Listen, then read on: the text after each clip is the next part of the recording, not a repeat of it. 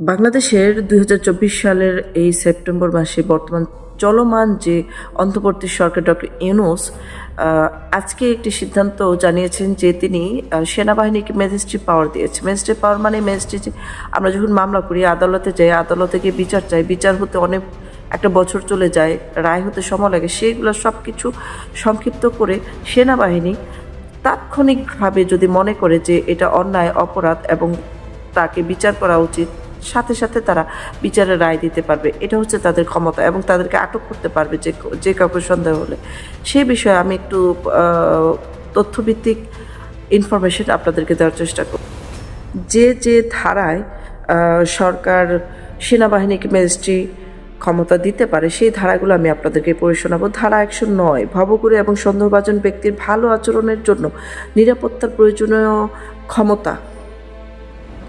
সেনাবাহিনীর নির্বাহী ম্যাজিস্ট্রেটের ক্ষমতাপ্রাপ্ত কর্মকর্তারা ফৌজদারি কার্যবিধি ১৮৯৮ এর ৬৪, ৬৫, ৮৩, ৮৪, ৮৬, ৯৫, ২, ১০০, ১০৫, ১০৭, ১০৯, ১১০, ১২৬, ১২৭, ১২৮, ১৩০, ১৩৩ ও ১৪২ ধারার অপরাধগুলো বিবেচনায় নিতে পারবেন বলে প্রজ্ঞাপনে জানানো হয়েছে।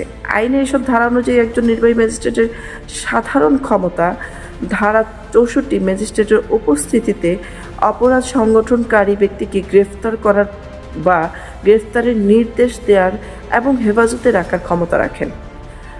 ধারা হচ্ছে ৬৫, গ্রেফতার করার ক্ষমতা বা তার উপস্থিতিতে গ্রেফতারের নির্দেশনা যার জন্য তিনি গ্রেফতারি পরোয়ানা জারি করতে পারেন। ধারা ৮৩, ৮৪, ৮৬ ওয়ারেন্ট অনুমোদন করার ক্ষমতা ও ওয়ারেন্টের অধীনে গ্রেফতারকৃত অভিযুক্ত ব্যক্তিকে অপসারণের আদেশ দেওয়ার ক্ষমতা। ধারা ৯৫, ২ নথিপত্র ইত্যাদির জন্য ডাক ও টেলিযোগাযোগ কর্তৃপক্ষের দ্বারা অনুসন্ধান এবং আটক করার ক্ষমতা। ধারা ১০০, ভুলভাবে বন্দী ব্যক্তিদের হাজির করার জন্য অনুসন্ধান ওয়ারেন্ট জারি করার ক্ষমতা। ধারা ১০৫, সরাসরি তল্লাশি করার ক্ষমতা। তার ক্ষমতাপ্রাপ্ত ব্যক্তি উপস্থিতিতে যে কোনো স্থানে অনুসন্ধানের জন্য তিনি সার্চ ওয়ারেন্ট জারি করতে পারবেন। ধারা ১০৭, শান্তি বজায় রাখার জন্য নিরাপত্তার প্রয়োজনীয় ক্ষমতা। ধারা ১০৯, ভবঘুরে এবং সন্দেহভাজন ব্যক্তির ভালো আচরণের জন্য নিরাপত্তার প্রয়োজনীয় ক্ষমতা। ধারা ১১০, ভালো আচরণের জন্য নিরাপত্তার প্রয়োজনীয় ক্ষমতা। ধারা ১২৬, জামিনের নিষ্পত্তি করার ক্ষমতা। ধারা ১২৭, বেআইনি সমাবেশ ছত্রভঙ্গ করার আদেশ দানের ক্ষমতা। ধারা ১২৮, বেআইনি সমাবেশ ছত্রভঙ্গ করার জন্য বেসামরিক শক্তি ব্যবহার করার ক্ষমতা।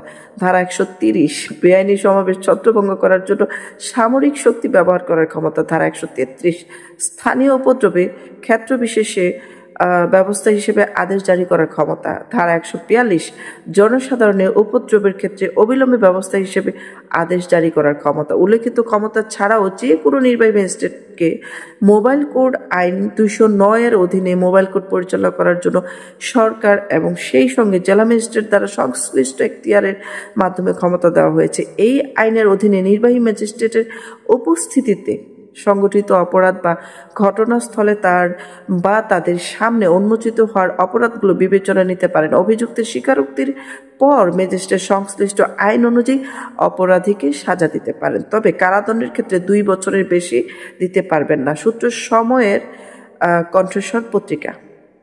তো কি বুঝলেন? নিশ্চয়ই এটা আশা করি ভালোর জন্যই করা হয়েছে, বাংলাদেশের মঙ্গলের জন্য করা হয়েছে।